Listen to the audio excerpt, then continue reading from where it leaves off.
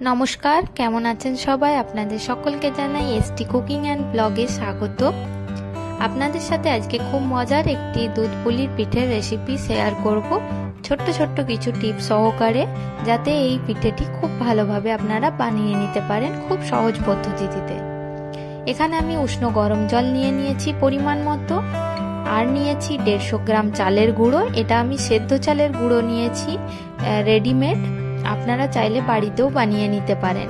আর নিয়েছি আমি কিছুটা পরিমাণ খোয়া। আপনারা খোয়ার পরিবর্তে যে কোনো পুর ব্যবহার করতে পারেন। এখানে আপনারা নারকেলের পুরও ব্যবহার করতে পারেন। আমার চ্যানেলে যদি নতুন হয়ে থাকেন অবশ্যই আমার চ্যানেলটিকে সাবস্ক্রাইব করে দেবেন, আর পাশে থাকা বেল আইকনটিকেও প্রেস করে দেবেন। চলুন এবার রেসিপিটি শুরু করা যাক। প্রথমেই আমি চালের গুঁড়োর মধ্যে সামান্য পরিমাণ লবণ যোগ করে দেব। লবণ দেওয়ার পর ভালো করে এই চালের গুঁড়োটিকে মিক্স করে নেব। মিক্স করার পর এখানে আমি যে উষ্ণ গরম জলটি আগের থেকে করে রেখেছিলাম সেটি অল্প অল্প করে দিয়ে দিয়ে ভালোভাবে এটিকে মেখে নেব।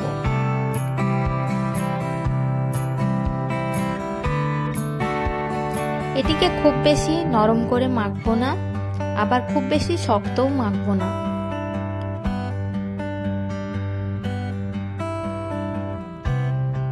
যেহেতু গরম জল ছিল পুড়ে যাব, তাই এটি আমি চামচ দিয়ে প্রথমে কিছুটা মেখে নিলাম।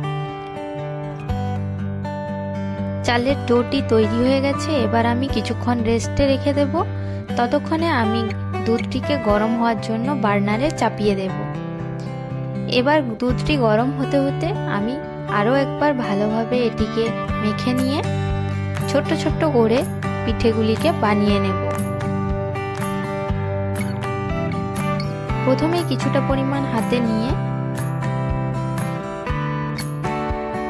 তারপর ওর মধ্যে পুর দিয়ে আমি নিজের মতন বানিয়ে নিয়েছি।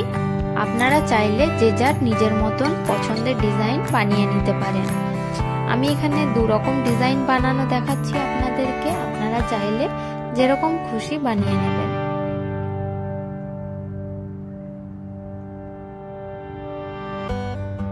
এটি বানানো খুব সহজ, বেশি সময়ও লাগে না, আর খুব চটজলদি তৈরি হয়ে যায় এই দুধ পুলি পিঠে।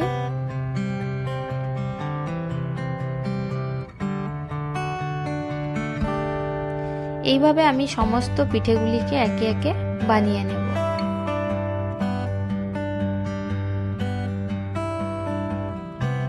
দেখুন সমস্ত পিঠে রেডি হয়ে গেছে। এবার আমি এগুলিকে রেখে দিয়ে দুধটিকে দেখব গরম হলো কিনা। দুধটা গরম হয়েই এসেছে।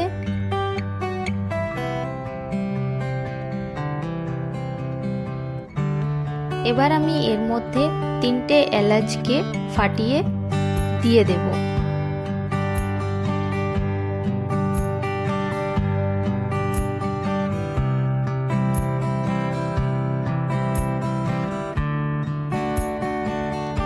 যাতে দুধের মধ্যে এই এলাচের ফ্লেভারটা খুব ভালোভাবে মিশে যায়। এবার দেখবো বার্নারের ফ্লেমটিকে একদমই কমাবো না, এই রকমই একই রকম রেখে দুধটি যখন ভালোভাবে ফুটবে তখনই আমরা একে একে সমস্ত পিঠেগুলিকে দুধের মধ্যে দিয়ে দেব।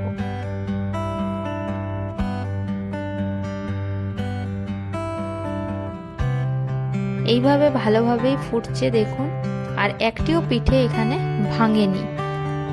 কারণ আপনারা যদি এই পদ্ধতিতে বানান তাহলে আপনাদেরও পিঠেগুলি ভাঙবে না, সুন্দর গোটা থাকবে এবং ঠান্ডা হয়ে গেলেও এগুলি নরম থাকবে।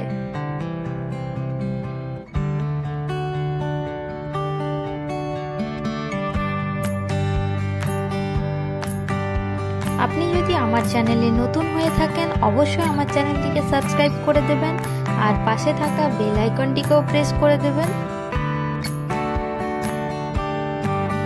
এইভাবে পিঠেগুলিকে বানিয়ে নেব। আর যখন দেখলাম একটু গাঢ় হয়ে এসেছে আর পিঠেগুলিও সেদ্ধ হয়ে গেছে, তখন আমি এখানে 2 টেবিল চামচ, বড় চামচের 2 টেবিল চামচ চিনি অ্যাড করে দিলাম। আমি এখানে পরিমাণ মতন মিষ্টিটা ব্যবহার করছি, আপনারা চাইলে আপনাদের প্রয়োজন অনুযায়ী মিষ্টিটা কমিয়ে বাড়িয়ে নেবেন। আর এখানে কিছুটা পরিমাণ খেজুরের গুড় ব্যবহার করলাম। আমি এখানে খেজুরের যে পাটালি হয় সেটি ব্যবহার করেছি, আপনারা চাইলে এখানে লিকুইড খেজুর গুঁড়ো ব্যবহার করতে পারেন। খেজুরের গুড় দেওয়ার আগে আপনারা গ্যাসের বার্নারটিকে অফ করে নেবেন, না হলে দুধটি ফেটে যাওয়ার সম্ভাবনা থাকে।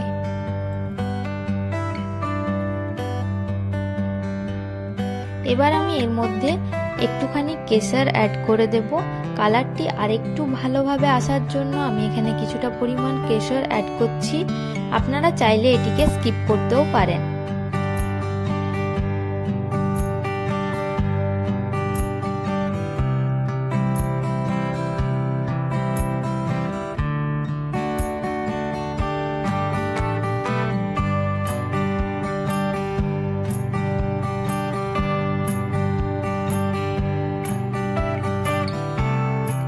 এই রেসিপিটি আপনাদের কেমন লাগলো অবশ্যই আমাকে কমেন্ট করে জানাবেন, আর বানিয়ে অবশ্যই একবার দেখবেন কেমন হয়।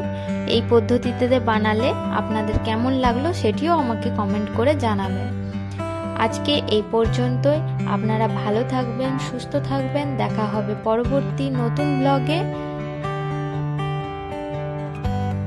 আর যদি আমার চ্যানেলে নতুন হয়ে থাকেন অবশ্যই আমার চ্যানেলটিকে সাবস্ক্রাইব করে দেবেন, আর পাশে থাকা বেল আইকনটিকেও প্রেস করে দেবেন।